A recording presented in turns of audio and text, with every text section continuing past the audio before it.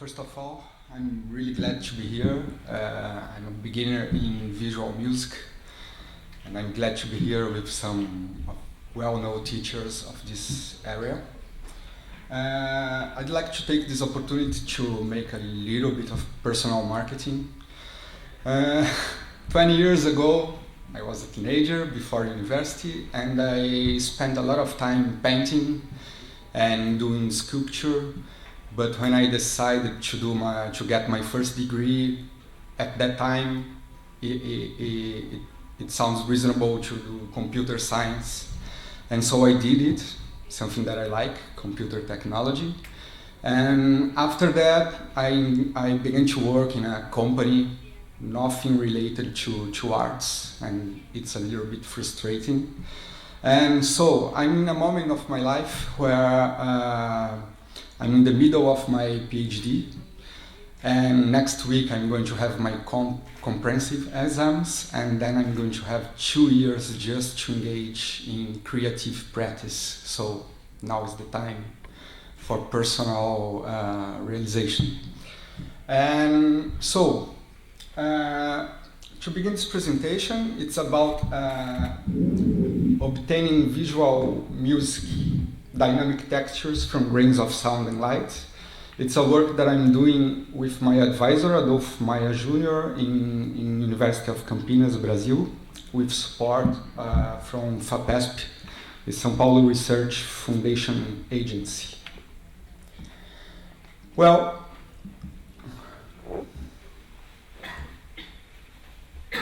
okay. So I need to talk a little bit about granular synthesis. Granular synthesis is the main theme of my master research. Granular synthesis is a kind of sound synthesis technique based on a theory from the physicist Denis Gabor, who published in 1947 an article called Acoustical Quanta and the Theory of Hearing in the Nature magazine. And he defined a model for sound analysis based on small particles of sound. We can see one example of a grain of sound here. So those particles are very small. They have the duration of, how do you call that? They have a very short duration from 100 milliseconds to about 500 milliseconds. And 1 grain of sound, we can think that it's almost nothing. Okay. In composition, it didn't take long for composers like Schenax and Stockhausen to be inspired by this technique and to do the reverse process. Gabor was looking for an analysis method, so he decomposed long and complex sounds into short and simple particles, and composers did the opposite. Taking small particles, you can build a texture if you take a lot of those particles.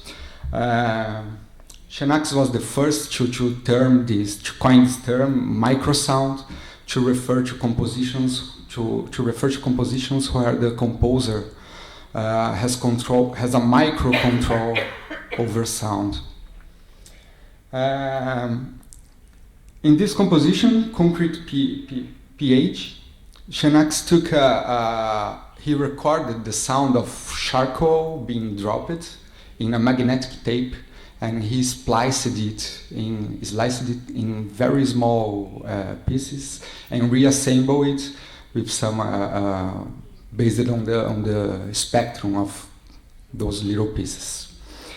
It's much more idiomatic and easy to deal with granular synthesis in the digital domain, where the pioneers are Curtis Rhodes. Okay, it's better if I do that. Where the pioneers are Curtis Rhodes and Barry Truex. So grains of sound, they have this shape, and they are very small duration. You need a lot of grains to create textures. And usually with granular synthesis, the musical composition goes to this direction of composing textures. So we can think that is like obtaining a macroscopic effect by handling micro parameters. In my master research, I was looking for a solution for a common problem of granular synthesis, that is the control problem. Since you need thousands of particles, 1,000 grains of sound for 1 second of music, how are you going to organize this material? It's impossible to write, like in traditional music, to write the parameter values for each of this grain. So a common solution is to look for a high-level model, like a graph theory, chaos theory, any mathematical or physical model, and apply this model to control the generation of the grains. Okay, I found some interesting sounds, but I also found a problem of increasing the distance between a regular musician and the system. Because if granular synthesis is already controlled by parameters that are not very natural for a musician, like density or duration or wave type, envelope type, if I'm going to use a genetic algorithm, it goes even more distant, and the musician would have to control the system based on parameters like population size, mutation rate, crossover operations, and okay.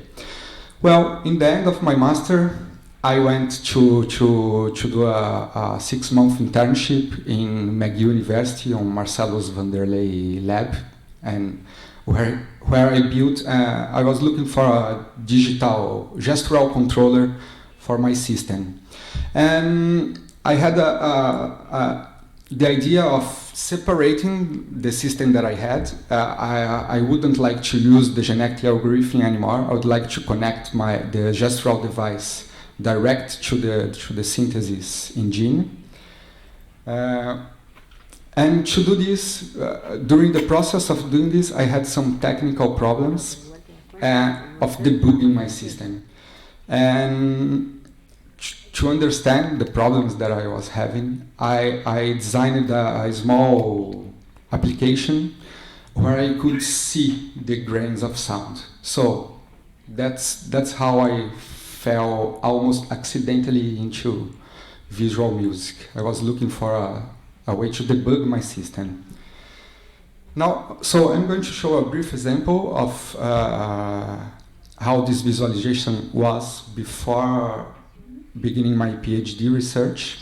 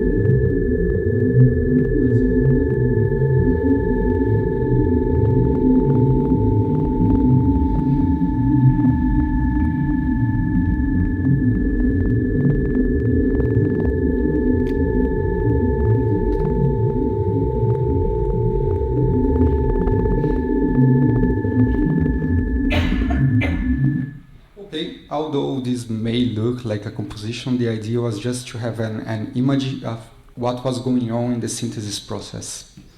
Back to the presentation.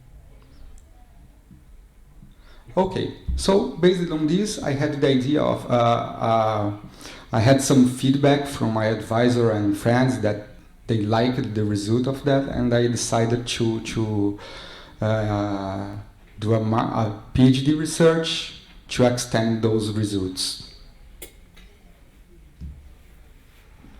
So, in the beginning of this research, I'm looking for correspondences, visual correspondences for the sound synthesis technique of granular synthesis. And I defined 3 kinds of correspondences. The first one is a content. The third one. Let's begin in the end. The third one is a content relationship where I'm relating it's a semantic relation or iconic relation or metaphorical, where I'm relating the meaning of granular synthesis sound to some concrete image. The second one would be a structural, but now in the current work, I'm working with what I call an atomic correlation, atomic correspondence, where I'm looking for a kind of visual particle that would be equivalent to a sound particle. Representing grains of sound, as we saw in the example, in a one-to-one relation. So for every grain of sound, we are going to have a grain of light or a grain of image.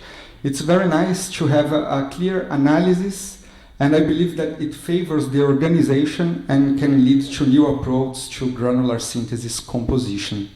One of our sub-projects in this research is designing a graphic score. Unfortunately, it's black and white because the colored pictures are in my computer.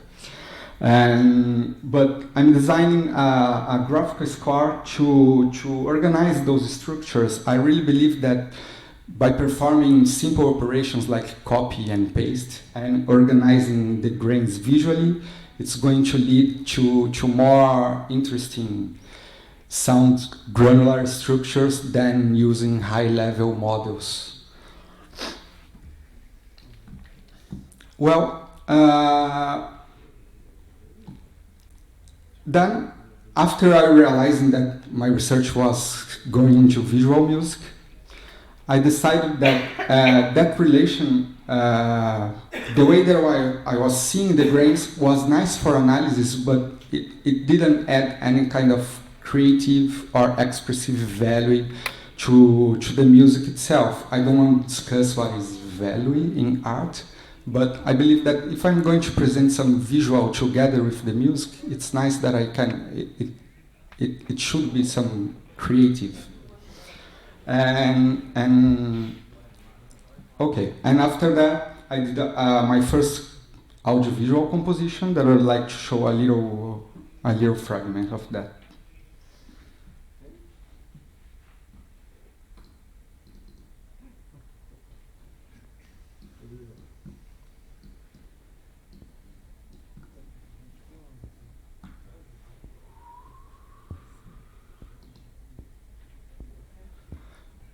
Okay, so this is actually my first composition.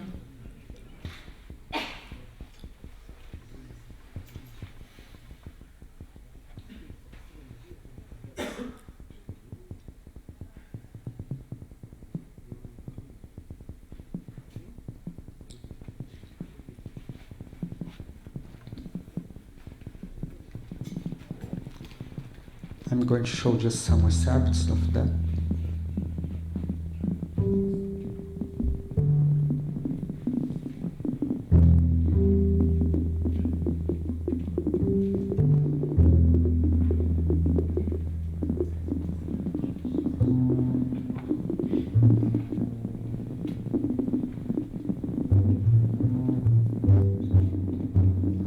Okay, go further.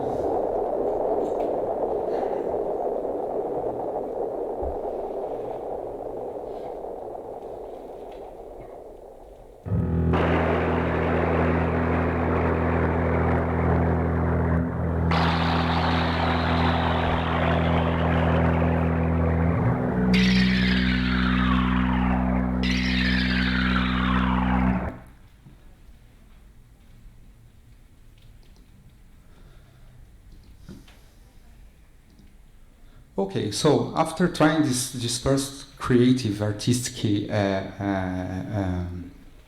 activity, I had some feedback from teachers and from friends, from composers and visual artists. And the common feature common aspect in these comments is that the sound and the visual was all the time too much together, too much bounded, too much glued, too much sticked. So for my next work, I would like to find a way to make the visuals and the sound not completely independent, but with sometimes bounded and sometimes independent. And so,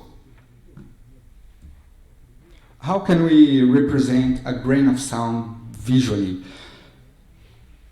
Thanks to the grouping theory that operates with our short memory perception, we can represent a grain of sound as anything. If we think about one single grain, it can be represented by a flash of light. It doesn't matter the color, it doesn't matter the shape. Can be one single pixel on the screen, can be a geometric form, can be anything. But as the composition progresses in time, I believe that the audience expects some coherence. And as it happens in music, we try to anticipate what's going to happen in the visual. And as it happens in music, it's nice if we create this anticipation and sometimes we break what is expected to happen. So to break this expectancy, in my next composition, I found an article, I believe his name is Falci de Souza. It's published on Organized South in 2012, and he defined three kinds of functions that music can have in visual music. One of the functions is a translation, so it's the case that happened in the fragment that I showed you. Where music is being translated by a fixed mapping function to visuals, or vice versa. It doesn't matter the way, because the perception is integrated. Okay. Or we can have a kind of synthetic structure. Some of the features of the sound are related to some of the features, parameters of the visuals, but some are left to be handled by the composer. And the last one would be a mutual disturbance, where the visuals doesn't help to understand what's going on in the sound. Actually, it disturbs.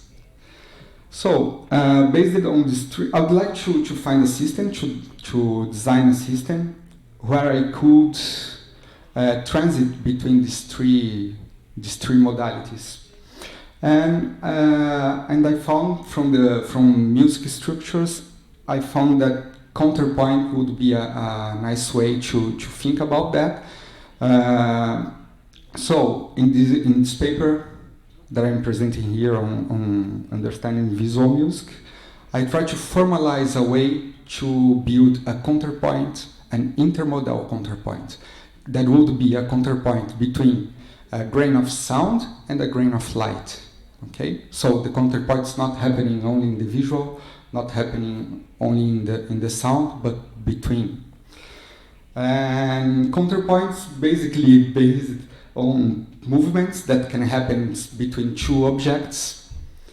They can move together, parallel movement. They can move in a contrary way, or one of them can be stopped while the other is moving. So what I'm trying to do is to define a vector of sound parameters. If we think about a grain of sound, this vector can be a simple vector with, for example, duration of the grain, frequency of the grain, and amplitude. We can define a vector for a visual grain that can be size, color, and brightness. And we need a mapping function between them two. What I'm doing is making this mapping function dynamic. So I'm providing the user, that right now is me, with a way to handle the sound parameters and also the mapping function. So I adopted an all-to-all strategy. I built a mapping function where every parameter from the sound grain is related to every parameter of the visual grain with some coefficients. So we can think about a matrix, and the values in this matrix indicates how much one parameter influences the other in the other domain. And so, with how do we apply the counterpoint to this formalized model? If the user is changing the values of the sound parameters that I'm calling S here, but the mapping function is kept constant, so the visual domain is going to move in a parallel way to what's happening in the sound domain. Well, if we keep the sound parameters constant and we dynamically change our mapping matrix, the sound is going to be static while the visuals are going to move. And finally, if we change both the sound parameters and the mapping function, they are both moving, but they are moving in a way that's not expected. We are changing the relation. So if I'm representing the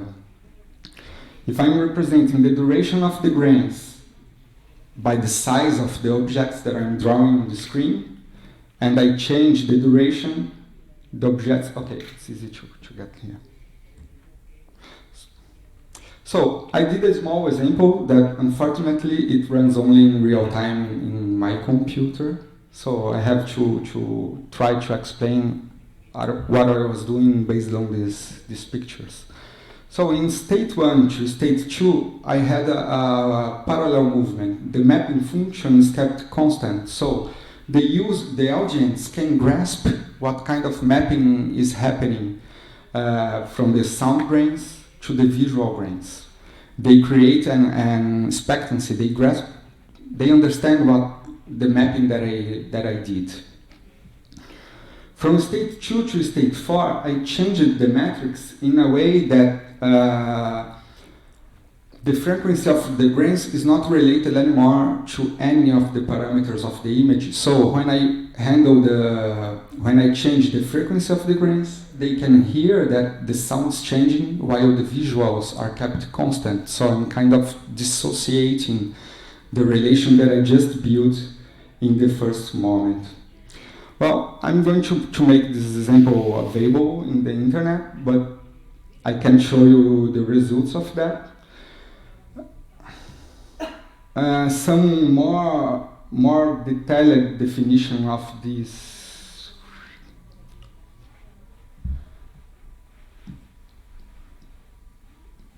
A more detailed definition of this mathematical model can be found on the article on the paper that I sent to the UVM. It's kind of here. And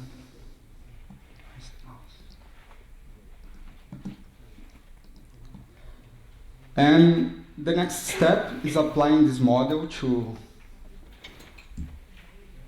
The next step, just like it happens in polyphonic medieval music, we define operations counterpoint operations that can take place with only two voices, but then we extrapolate to many musical voices and many visual voices. We can have independent channels, and to work on a composition. The next step would have a kind of temporal independence, not only the mapping changing, but also being able to create and cause and effect correspondence between something that happens in the sound domain and something that happens in the visual domain, and maybe an imitation. Okay. So that's it. I'm sorry. I'm a little bit nervous by something that happened yesterday, and I had some limited resources to prepare a new presentation for you, but I'm open to questions, and thank you.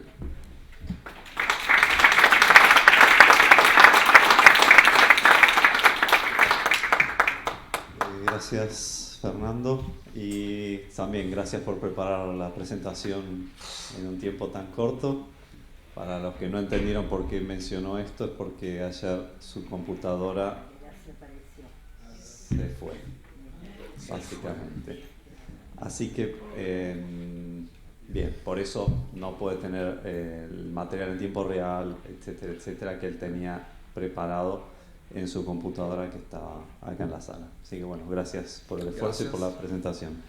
Tenemos unos poquitos minutos, si hay una o dos preguntas breves. Sí, Denis.